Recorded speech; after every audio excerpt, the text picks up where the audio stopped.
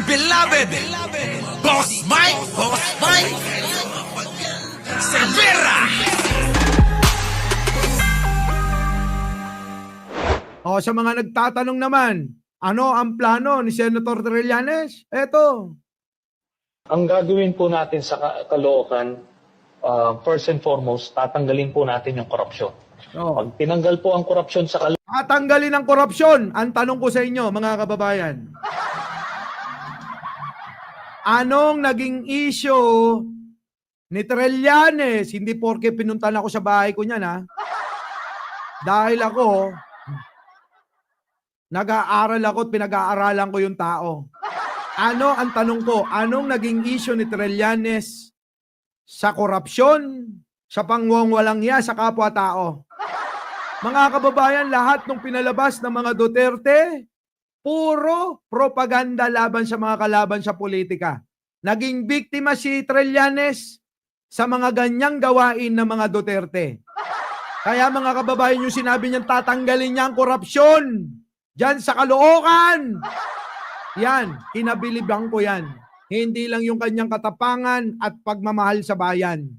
Bakit kanyo? Siya lang, isa siya sa lumaban sa rehimen ni Duterte para ipagtanggol tayong mga Pilipino. Kita nyo? Itinaya yung sariling buhay, yung pamilya, yung karera para labanan itong si Duterte dahil alam niya at ngayon lumabas na lahat. Lahat ng sinabi ni Trillanes patungkol sa mga Duterte. Totoo nga! Di ba? Sino ba naman tayo para hindi hangaan yung ganyang klaseng politiko? Sayang lang mga kababayan, sana eto na lang naging vice presidente. Di ba? Oh, ano sabi rito? Tuloy. ang gagawin po natin sa Caloocan, first and foremost, tatanggalin po natin yung korupsyon. Pag tinanggal Totoo naman mga kababayan, makikita nyo sa may Caloocan, pininturahan lang yung mga pader, mga kababayan. Proyekto na tawag dyan Pag-unlad. Meron ba? Bako-bakong kalsada, mababahong iskinita. Kita nyo, basura, tambak-tambak kung saan-saan. Putik na yan mga kababayan. Oh. po ang korupsyon sa Caloocan, easily 2 billion pesos ang mafi-free up na pondo na pwedeng gamitin sa iba't ibang social programs. Pag tinanggal po ang korupsyon, maingganyo po ang mga negosyante na magtayo ng negosyo sa Caloocan at nalilikha ng libo-libong trabaho. Oh, yung kaibigan ko nga isasara niya na rin yung negosyo niya dyan grabe Oo, sasara na. Iwan na natin ang Caloocan. Pero pag nanalo, si Mayor Trillanes yan, nako, mga kababayan. Oo. Uunlad lalo yan, mga kababayan. Uunlad ng, alam nyo ba, nahuhuli na yung Caloocan. Biruin ninyo, mga kababayan, napakaraming wala na meron ang ibang mga syudad sa Pilipinas. Pero yung Caloocan na isa, sa pinakamataas ang revenue na natatanggap. Putak yung serbisyo, mga kababayan Patak-patak. Patak-patak na lang Lahat nawawala yung pondo tuloy.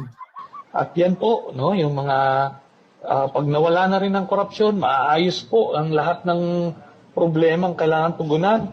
Yung sirasirang kalye, yung very poor na healthcare system, yung basura, yung baha, yung lumalalang krimen.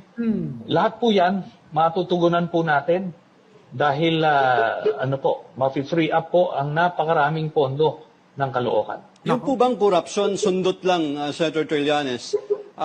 Like, nagsimula kailan? Like, 11 years ago or 5 years ago? Or sa tingin nyo, sa syudad nyo, dyan, pag-aaral po ninyo at lahat, kailan pa? Kailan po nagsimula? Opo, yung korupsyon na binabanggit natin. Hindi na po natin alam kung kailan nagsimula yan, pero ang pinag-uusapan, base po dun sa aming pag-aaral ng libro ng Caloocan, mahigit kumulang 2 bilyong piso ang nabubulsa. Wow. Ako, 2 bilyon binubulsa. Grabe mga kababayan, yung 2 bilyon, marami nang magagawa yan. Malamang pati yung mga DDS na taga-Caloocan, mapapa-aspalto pag mumukha niyan. Kaya mga kababayan, kahit mga DDS kayo, boto nyo na to. Putik na yan, huwag na kayong mag-alinlangan.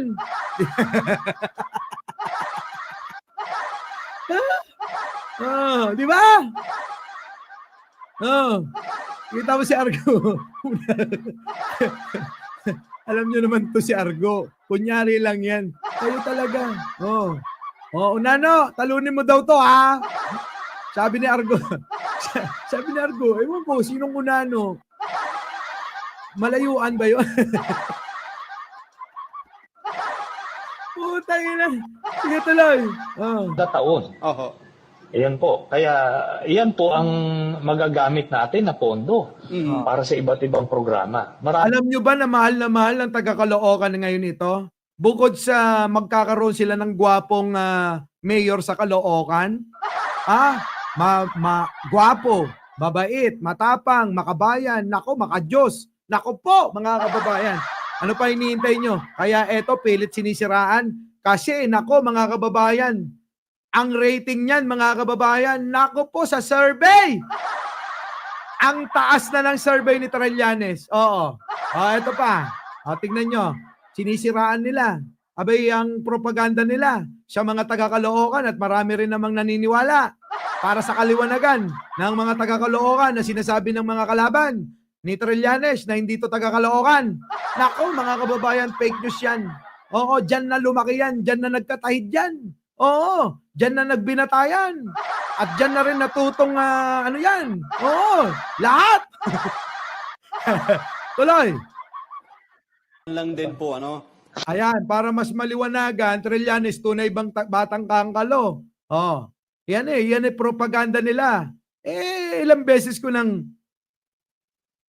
na ba? 2 beses ko na yata napakita na itong si Trillanes. Dyan talaga sa Caloocan bumoboto. Tuloy. Bilang requirement sa pagtakbo ninyo dyan as mayor, kailan pa ho ba kayo sa Caloocan? Kasi siyempre, pinanganak po kayo sa Santa Cruz but raised in Caloocan. Pinanganak sa Santa Cruz, Manila, pero mga kababayan, lumaki at nagkaisip at naging cum laude sa PMA si Trillanes. Trillanes, ilang taon na po ba kayo dyan?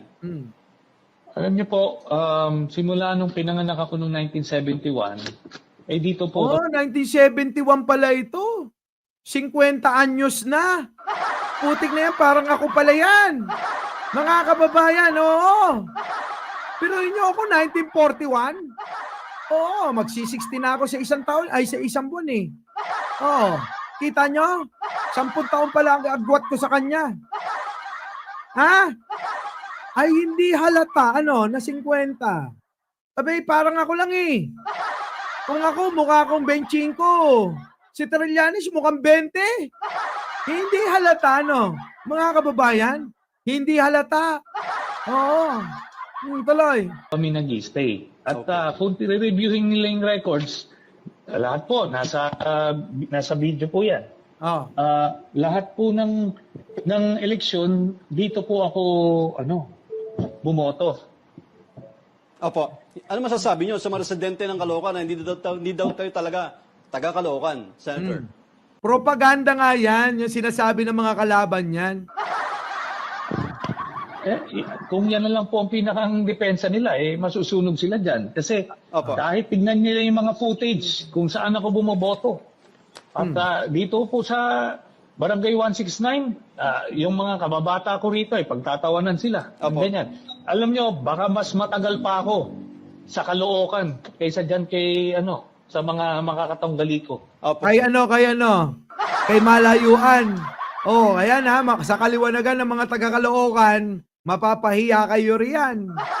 Abay sa barangay niya, kilalang kilala yan, na dyan bumoboto yan. Tapos sasabihin nyo, hindi taga-Caloocan. Paano hindi nila gagawin propaganda yan? Aba mga kababayan ang laki na yung kanyang survey mga kababayan. Alam nyo kung ilan? Nako mga kababayan, magsi-60 na. Oo, parang edad ko lang. Samantalang yung kalaban, nako, incumbent yan. 40 mga kababayan. Paano yan? Di ba mga kababayan? Binibigyan ako ng wallet, pero hihingan ako ng pera. Ano ang gagawin? Oh. Uy, Jollibee yun.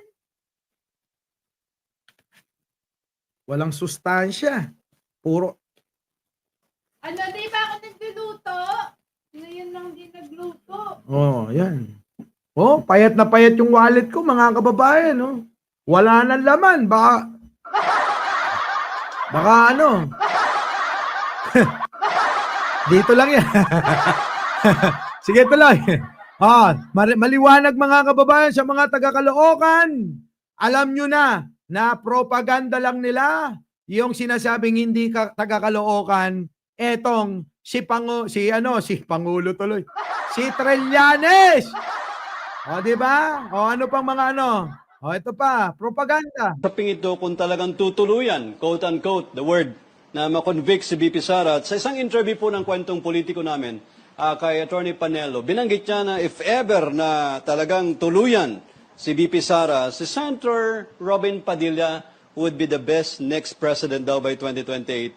Sir, hingan lang po namin ngayon ang personal niyong reaction sa bagay nito at sa statement na yan.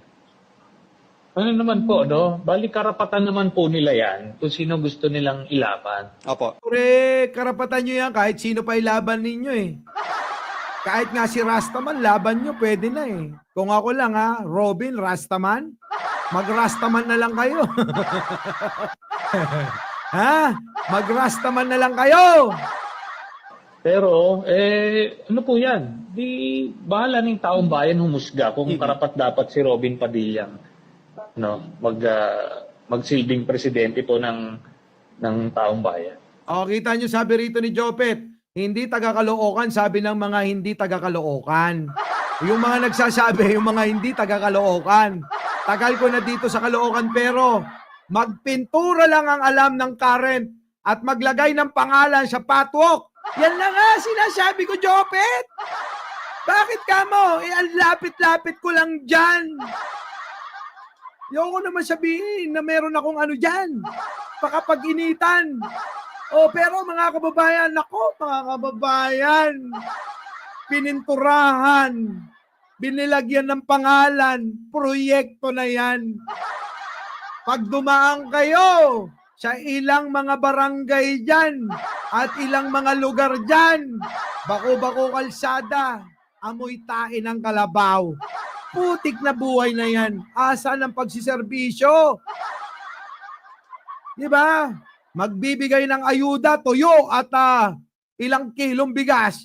2, 1. May tatak pa. Oo, hindi na nahiya. Pero mo, namigay ka ng ayuda. 1 kilong bigas, nilagyan mo pa ng tatak. Tapos may kasama pang 3 pirasong tuyo. Putik na buhay na yan.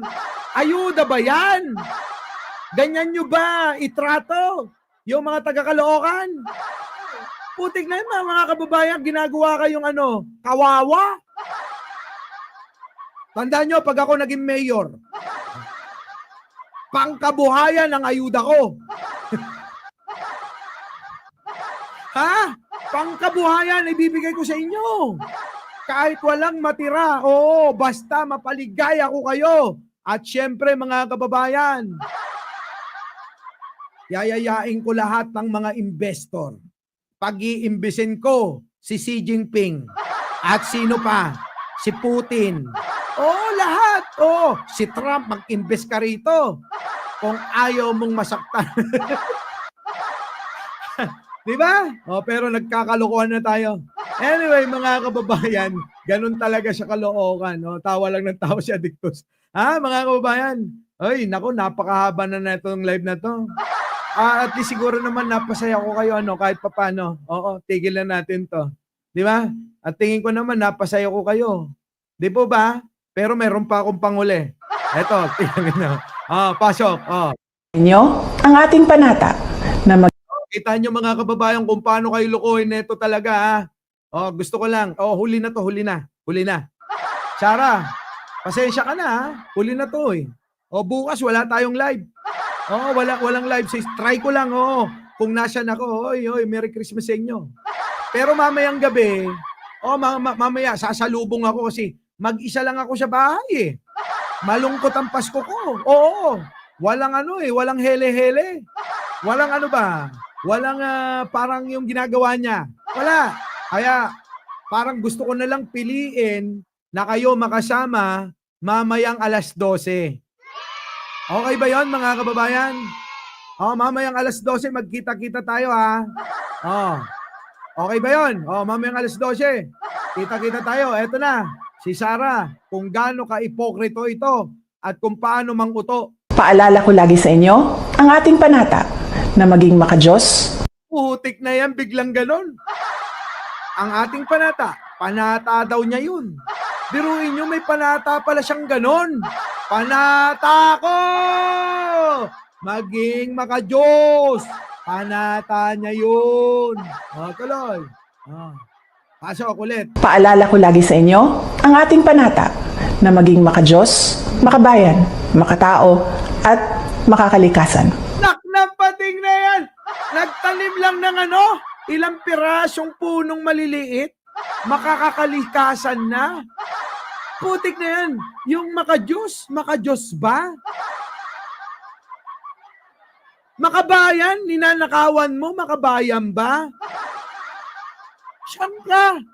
Ano sabi pa? Ay, yung paniniwala ko, hindi naman yung paniniwala. Parang Diyos lang yan. Paniniwala ka sa Diyos, ako, hindi. Respetuhin mo ako. Maliwanag mga kababayan.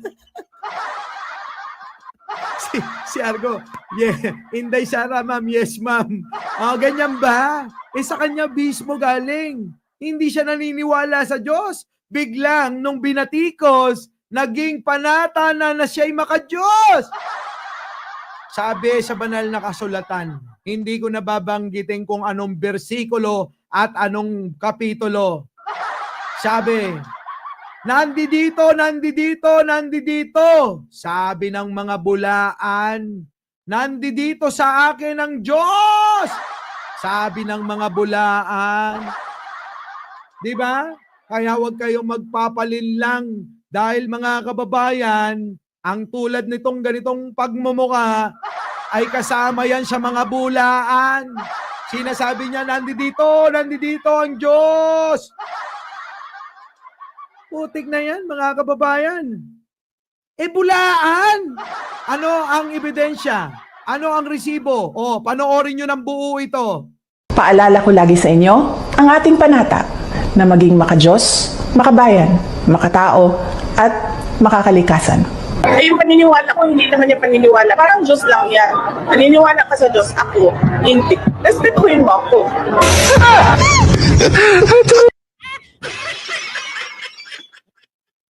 Alam nyo na. So mga kababayan, bahala na kayong umusga. Sa mga team replay, mga kababayan, huwag niyong kakalimutan mag-like, mag-share, at mag-subscribe.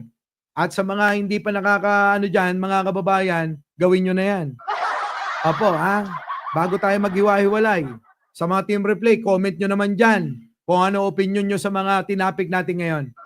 So, mga kababayan, kita-kita tayo mamaya. Muli, ako po ang inyong lingkod, Mike Cervera po. Laging nagsasabi, mahalin natin ang ating kapwa, huwag nating gayahin si Sarah. Pagdasal natin ang ating bansa. Magandang umaga, magandang hapon, at magandang gabi sa mandako ng mundo. Naroon kayo. Ako po ito, Mike Cervera, nagsasabing Merry Christmas po sa inyong lahat. Maraming salamat po! Our beloved Boss Mike.